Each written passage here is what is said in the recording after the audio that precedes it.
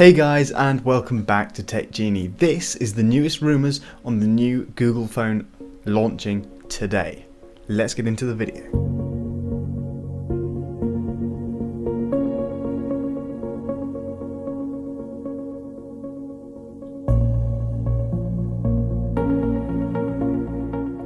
Okay, so before we do actually get into this video, I just want to say quickly, make sure you go and follow our Twitter, that's at TechGenieT3G, and just follow us over there and communicate with us over there. It's great talking to you guys.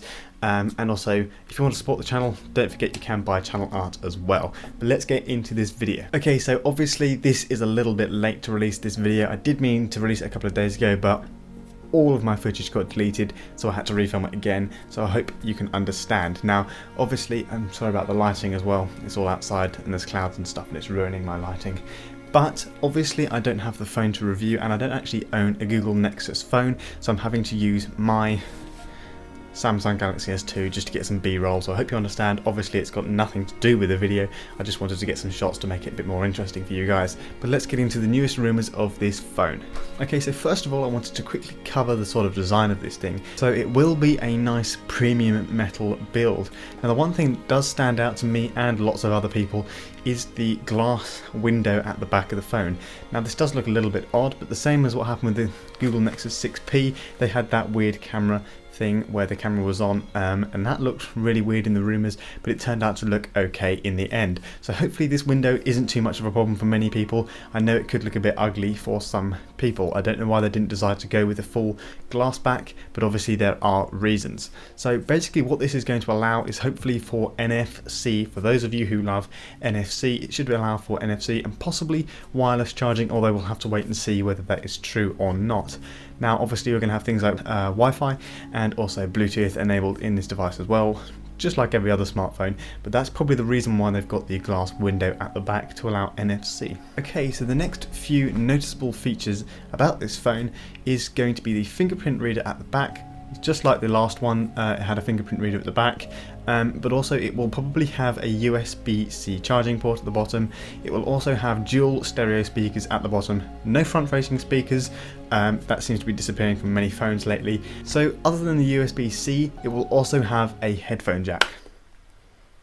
Let's not say any more about that. Okay, so just like the last release of the Google phones, there will be two devices released. There'll be the larger version, more premium version, and the smaller version for those of you who like smaller devices. So we are going to have a 5-inch one and a 5.5-inch one. So quickly let's run down the specs of the 5-inch device. Right, just excuse me here, I've just got to read off these specs. So the small device will have a 5-inch 1080p AMOLED display with 4GB of RAM and a quad-core chip inside. It will have 2770 mAh battery and probably a baseline storage of 32GB, hopefully nothing around 16GB.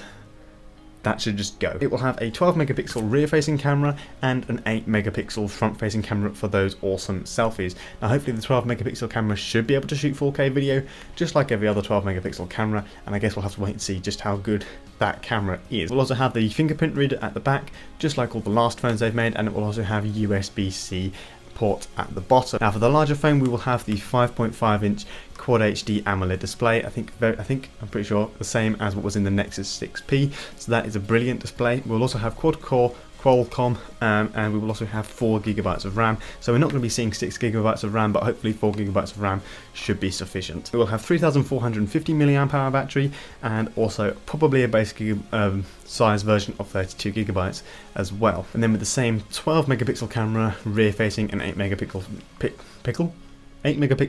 front facing camera with a USB-C port at the bottom and also a fingerprint reader at the back. Now it is also rumoured that there will be no expandable storage. However, if you are going to be having a 32GB smallest storage option, maybe that won't be so much of a problem. I know it is a problem for me. I really do love having expandable storage, and I know a lot of other people do. So I don't know if they'll get rid of that there. I know Samsung did it in the S6 and then they brought it back in the S7. and they may have that thing where they have the expandable storage in the SIM card slot, which would look pretty cool. Let's see what happens later today. Okay, and the last thing I wanted to talk about was obviously it will be coming out of the box with Android Nougat, however we want to call it, and it will be running Android Nougat 7.1 straight out the box. Now this won't be the first phone to have Nougat out of the box. The LG V20 I think was the first phone to have Nougat, whatever you call it, out of the box, but still it does bring a lot of new design features and some cool new things which should work in unison with the new phone.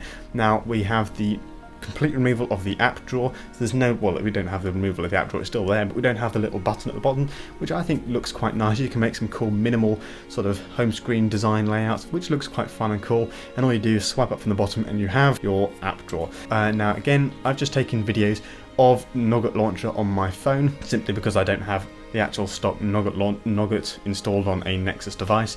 I didn't get the beta because I don't have a Google device, but this is just basically what it's kind of going to look like. Now obviously we have the new app drawer, we have the search feature at the top where we can search for whatever apps we want, and then also the long home button press to get Google Now I think will still be in there, and also at the top where we used to have the long Google search bar, it's now just a small one with a G in the middle. I think it looks quite nice. It's going to take a while to get used to this new version of Android, but obviously when you click that you can then use all the Google Now features.